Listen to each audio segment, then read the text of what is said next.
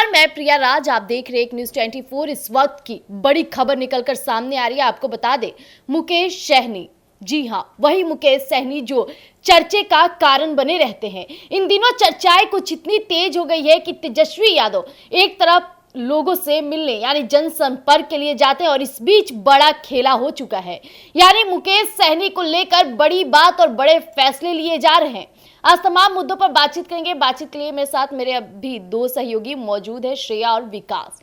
विकास जी, मुकेश सहनी वही जो कि इन दिनों चर्चे का विषय बने हैं, लेकिन आप देख सकते हैं कि नेता प्रतिपक्ष यानी कि तेजस्वी यादव अभी यात्रा पर गए हैं, लोगों से जनसंपर्क कर रहे हैं, वहां से वीडियो जाहिर कर रहे हैं, लेकिन उनके पीठ पीछे अब मुकेश सहनी के साथ बड़े फैसले हो गए। क्या कहना चाहेंगे आप?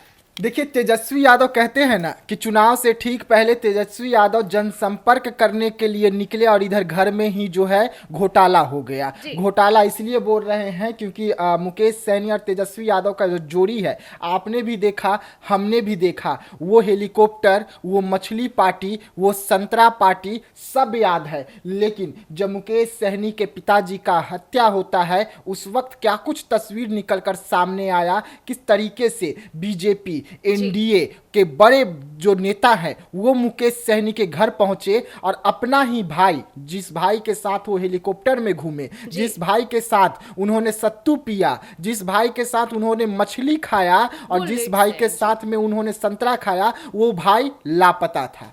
वो भाई एक बार भी नहीं गया। कब गया? जब सब कुछ खत्म हो गया, जब सब कुछ हो गया, जब अपराधियों की गिरफ्तारी हो गई, तब वो भाई वहां पर पहुंचा। 2 दिनों तक भाई पोस्ट तक नहीं किया। लेकिन उस समय का दौर ऐसा था विकास जी कि हर कोई वहां जाने से कतराता था। जिस तरह से उनके पिताजी की हत्या हुई थी, काफी दर्दनाक हत्या थी वो, लेकिन कई नेताओं ने इसको लेकर काफी कार्रवाई तेज की। यहां तक कि कहा जाए तो उसी समय जो महिला आईएएस ऑफिसर थी वो भी काफी ज्यादा काम्या मिश्रा चर्चे में बनी रही, लेकिन तेजस्वी यादव उस वक्त नजर नहीं आते थे। ये कहीं ना कहीं मुकेश सहनी को भी काफी खटक रही थी। देखिए, लगातार खटकेगी भाई। जब हम आपके सुख में आपके साथ थे और जब हम पर दुख की घड़ी आई तो आप लापता हो गए, तो वैसा सुख भोगने से क्या मतलब। और यही कारण है कि जो जिस तरीके से एनडीए के बड़े बड़े नेता जो हैं, जो मुकेश सहनी के घर पर गए और उनसे लगातार मुकेश सहनी मिलना जुलना बढ़ा, उसके बाद मुकेश सहनी का दिल बदल गया, रिश्ते बदल गए। अब मुकेश सहनी को लेकर उसी समय से खबर चल रही थी कि मुकेश सहनी कभी भी एनडीए में आ सकते हैं, लेकिन मुकेश सहनी ने इसको लेकर मना किया और उन्होंने कहा कि मैं ऐसा नहीं करने जा रहा हूं, मैं तेजस्वी यादव के साथ ही रहूंगा। लेकिन तेजस्वी यादव जनसंपर्क पर निकले। पार्ट 1 फेज जो था तेजस्वी यादव का वो खत्म हुआ, पार्ट 2 की शुरुआत हो रही है और उस शुरुआत से पहले मुकेश सहनी को बड़ा झटका लग गया। और झटका किसके रूप में लगा?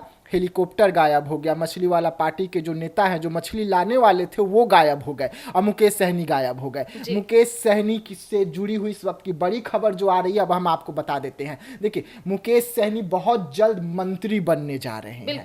मंत्री अब कहां पे बनेंगे इसका भी हम खुलासा करेंगे। मुकेश सहनी की जो मांग थी आरक्षण की, सहनी समाज के लिए, मल्लाहों के लिए, क्योंकि मुकेश सहनी मल्लाहों के सबसे बड़े नेता कहलाते हैं, और मुकेश सहनी उस नाव पर बैठे थे जो नाव डूब चुकी थी, लेकिन अब मुकेश सहनी को फिर से एनडीए का नाव पे आना है, यानी कि राजद का नाव छोड़कर अब एनडीए के नाव पर आना चाहते हैं और उसके लिए तेजस्वी यादव का साथ छोड़ना था। अब मुकेश सहनी जो हमारे इस वक्त सूत्र बता रहे हैं कि मुकेश सहनी अब इसके लिए मान गए हैं, क्योंकि मुकेश सहनी को सीधा सीधा बीजेपी ने बड़ा ऑफर दिया है कि हम आपको शर्तों को मान रखेंगे, हम आपका जो शर्त है मल्लाहों का आरक्षण का उसे देने का काम करेंगे, लेकिन आप पहले तेजस्वी यादव का साथ छोड़कर हमारे साथ चले आइए, तभी देंगे। अब देखिए, मुकेश सहनी को मंत्री का ऑफर गया है। मुकेश सहनी को बिहार विधानसभा में बड़ी जिम्मेदारी भी मिलेगी, बड़ा सीट भी मिलेगा। कितना सीट मिलेगा, कहां पे मंत्री बन रहे हैं और कौन कौन सी जिम्मेदारी मिलेगी,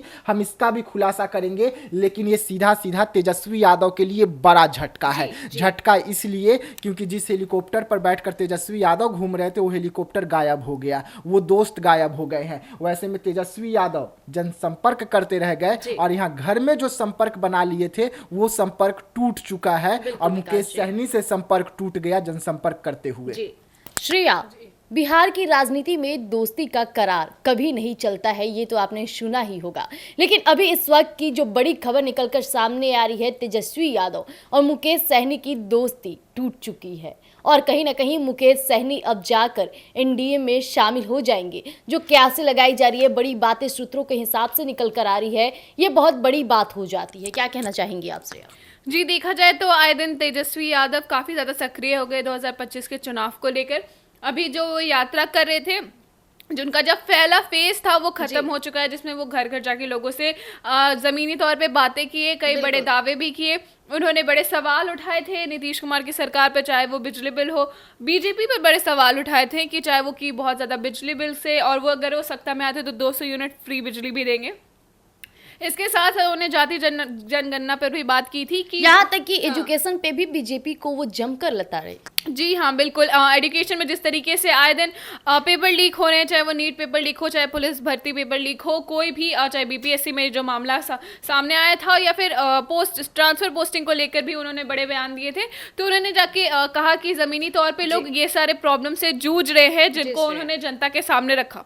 तो जिस तरीके से वो काफ़ी ज़्यादा सक्रिय हो गए 2025 के विधानसभा चुनाव को लेकर, उस समय अचानक से मुकेश सहनी, जो उनके काफ़ी ज़्यादा करीबी माने जाते हैं, काफ़ी जिगरी दोस्त माने जाते हैं, वो अगर उनकी पार्टी को छोड़ के जा रहे हैं, और वो अगर बीजेपी, जिसके खिलाफ वो इतना ज़्यादा बोल रहे थे, बड़े बयान दिए हैं, उनसे बड़े सवाल किए थे सामने, तो अगर कहा जाए तो अगर वो उनके बहुत ज़्यादा करीबी रहे तो उन्हें काफ़ी पार्टी की निजी बातें पता होंगी जो शायद किसी को ना पता हो। तो उनके खिलाफ ये काफ़ी ज़्यादा कहा जाए तो एज अ रणनीति यूज़ कर सकती है बीजेपी तेजस्वी यादव राजद के खिलाफ, कि 2025 के विधानसभा चुनाव में जिस तरीके से मुकेश सहनी अगर बीजेपी को जाके ज्वाइन कर लेते हैं और उनको जैसे कि बड़ा पद देने का भी वादा किया है, तो ये तो साफ साफ तौर पे ये दिख ही रहा है कि बीजेपी के लिए काफ़ी ज़्यादा एडवांटेज हो जाएगा। और साथ ही साथ यहाँ पे एक और बात सामने आती है कि मुकेश सहनी काफ़ी ज़्यादा इस बात से कहा जाए तो रूठे हुए हैं तेजस्वी यादव से, कि उन्होंने जिस तरीके से आए दिन उनके साथ कहा जाए कि उनको उनकी दोस्ती का मान नहीं रखा, सुलूक किया,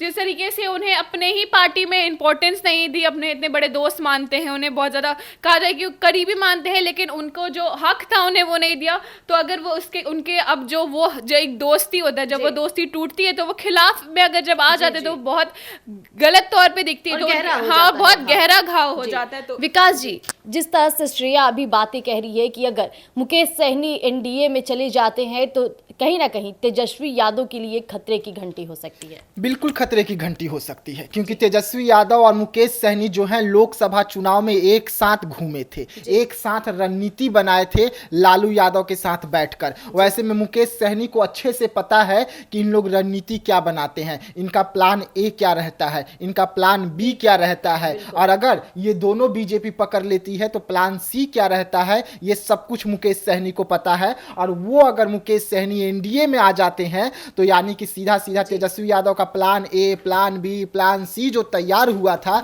वो तमाम जो प्लान के साथ में मुकेश सहनी इधर, तो उनका प्लान तो खत्म हो गया ना, उनका प्लान तो फेल हो गया ना। और यही कारण है कि अब बीजेपी भी और एनडीए भी चाहती है कि जल्द से जल्द मुकेश सहनी को अपने दल में शामिल कर लिया जाए, ताकि यहां पर तेजस्वी यादव कमजोर साबित हो जाए, और यही करने भी जा रही है बीजेपी। लेकिन देखिए, बिहार सरकार में मंत्री बनने जा रहे हैं, जो सूत्र बता रहे हैं। मुकेश सहनी को ऑफर अब जा चुका है, जिस पर मुकेश सहनी कभी भी मोहर लगाएंगे कि मुकेश सहनी बिहार सरकार के मंत्री होंगे। इस वक्त कई मंत्रियों का पत्ता कटने वाला है, उसमें से सीधा सीधा हम आपको बता दें तो बीजेपी के प्रदेश अध्यक्ष जायसवाल जी जो हैं उनका भी पत्ता कटेगा, क्योंकि बीजेपी सीधा बोल रखी है एक सीट पे आपको रहना है, कोई 2 सीट लेके नहीं रह सकता। जिस तरीके से सम्राट चौधरी को जब पूछा गया कि आप उप मुख्यमंत्री बिहार के बने रहेंगे या बीजेपी के प्रदेश अध्यक्ष बनेंगे, तो सम्राट चौधरी ने उप मुख्यमंत्री का कुर्सी चुना, बीजेपी का प्रदेश अध्यक्ष का जो पद था उसे छोड़ दिया। बिल्कुल। और उस पर इस वक्त जायसवाल जी बैठे हुए हैं, क्योंकि बीजेपी के पास और कोई ऐसा चेहरा नहीं था, तो जायसवाल जी को बैठा दिया गया। लेकिन जायसवाल जी बिहार सरकार में मंत्री हैं, अब जायसवाल जी को तय करना है कि वो मंत्री रहें या अध्यक्ष रहें। और जायसवाल जी ये तय करके आए थे कि मैं अध्यक्ष रहूंगा, मंत्री का कुर्सी छोड़ दूंगा। तो वैसे में कयासों का बाजार गर्म हुआ है। जो ऑफर गया है कि आपको जायसवाल जी के जगह पर लाया जाएगा मुकेश सहनी जी को, यानी कि भू सुधार विभाग का जो मंत्री है वो मुकेश सहनी बनाए जाएंगे बिहार सरकार में। उसके साथ साथ बीजेपी ने और बड़ा ऑफर किया है कि हम आपको विधानसभा चुनाव के मद्देनजर, जो पिछले बार हमने आपको 11 सीट दी थी जिसमें आपके 4 विधायक जीत कर आए थे, अब हम आपको कम से कम 20 सीट देंगे। और ये अब समझ चुके हैं मुकेश सहनी। लेकिन विकास जी, एक तरफ बीजेपी इतनी बड़ी दावे कर देती है, यहाँ तक कि अभी चिराग पासवान, नीतीश कुमार, यानी बीजेपी इस बार सीटों का बंटवारा किस तरह से करेगी, काफी चुनौतीपूर्ण हो जाएगी। एक तरफ मुकेश सहनी को भी वो शामिल कर रही है, यानी चेहरे पे चेहरे बीजेपी लाते जा रही है, लेकिन सीटों का बंटवारा को लेकर कहीं ना कहीं ये बिहार की राजनीति में घमासान ना हो जाए। देखिए, इस वक्त एनडीए में 6 दल है, मुकेश सहनी आएंगे तो 7 दल हो जाएगा। 7 दलों के साथ एनडीए चुनावी मैदान में उतरेगी। नीतीश कुमार कह रहे हैं कि हमारे जो 90-100 सीटें हैं हम उसी को लेंगे, यानी कि 140-45 सीटें बचेगी। तो उसमें अब क्या कुछ होगा, 43 सीटें बचेगी, तो उसमें क्या कुछ होगा, 100 सीटें बीजेपी अपने पास रखेगी। बचेगा अगर 20 सीट, तो उसमें से 80 सीट बीजेपी रख सकती है, तो 20 सीट चिराग पासवान, 10-12 सीट पशुपति पारस, उसके बाद मांझी जी 5-6 सीट, उपेंद्र कुशवाहा 5-6 सीट, और बची हुई जो सीट रहेगी वो मुकेश सहनी को दे दी जाएगी।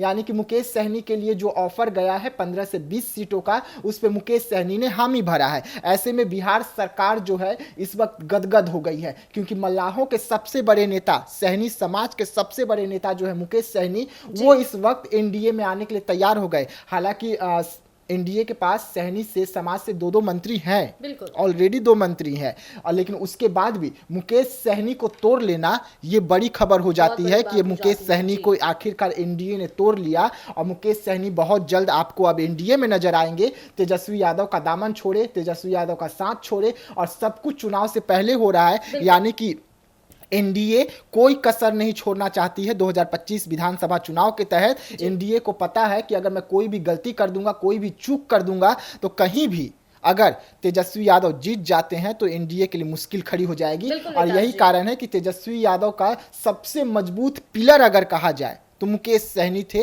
वो मुकेश सहनी को तोड़ लिए, और मुकेश सहनी टूटने के बाद में तेजस्वी यादव की पार्टी तो ऐसे भी टूट रही है, उनके नेता तो ऐसे भी लगातार भाग रहे हैं, औरों से संपर्क होगा ही, औरों को तोड़ेंगे ही, मेन पिलर को तो तोड़ लिए। बिल्कुल श्रेया, एक तरफ मुकेश सहनी अब एनडीए का साथ और दामन थामेंगे, और वही कहा जाए तो राजद के दामन को छोड़ देंगे, यानी तेजस्वी यादव के लिए बहुत ही ज्यादा खतरे की घंटी तो बज चुकी है। लेकिन बीजेपी किस तरह से मैनेजेबल करेगी इन सब सीटों पर, क्योंकि एक तरफ नीतीश कुमार से लेकर के उपेंद्र कुशवाहा से लेकर के जीतन राम मांझी से लेकर चिराग पासवान, कई बड़े ऐसे नेता हैं जिन्हें हर सीटों को लेकर अपने दावे ठोक रहे हैं। क्या लगता है आपको, बीजेपी इस चुनौतीपूर्ण घड़ी को किस तरह से मैनेज करेगी? जी, देखा जाए तो अभी सबसे ज़्यादा अगर फायदे में दिखा जाए तो वो बीजेपी है, क्योंकि उनके पार्टी में काफ़ी ज़्यादा ऐसे चेहरे जो बिहार के दिग्गज माने जाते हैं। बिहार के सबसे बड़े चेहरे कहा जाए तो चाहे वो नीतीश कुमार हो, चाहे वो जीतन राम मांझी हो, चाहे अभी उभर के आ रहे हैं चिराग पासवान। उनको जिस तरीके से बीजेपी में उन्हें अपनी जगह बनाई हुई है और जिस तरीके से वो फेस बने हुए हैं, तो जैसा कि आप देख सकती हैं कि जैसे बीजेपी पूरे भारत के ऊपर राज करती है, मैं हमेशा बोलते आती हुई है, और इस तरीके से जिस समूह को लेके चल रही है वो काफी ज्यादा कहा जाए तो पावर, काफी ज्यादा शक्ति होल्ड करती है अपने आप में ही, क्योंकि सब इसमें चाहे नीतीश कुमार हो, चाहे चिराग पासवान हो, सबका अपना अपना एक वो अस्तित्व है जो काफी ज्यादा कहा जाए तो मजबूत रहा है, और लोग उन पे चर्चे में रहा है, लोग काफी ज्यादा भरोसा करते हैं। तो अगर इस तरीके से अगर मुकेश सहनी राजद के जो सबसे बड़े कहा जाए तो बीजेपी के सबसे बड़े वो हो सकते थे, विपक्ष हो सकते थे, अगर वो उनके पार्टी में चले तो उनकी सारी रणनीति जो है प्रिया,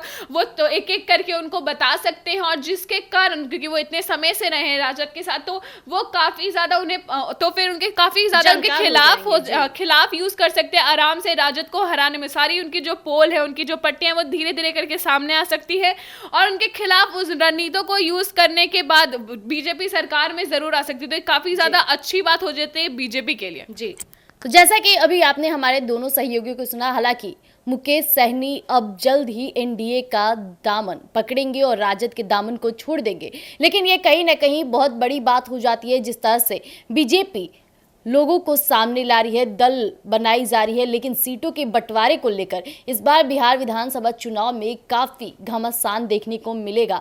तो देखना दिलचस्प रहेगा कि बीजेपी इन सारे सीटों पर किस तरह से मैनेजेबल करती है। तब तक के लिए आप यूं ही बने रहिएगा एक न्यूज़ 24 पर। धन्यवाद।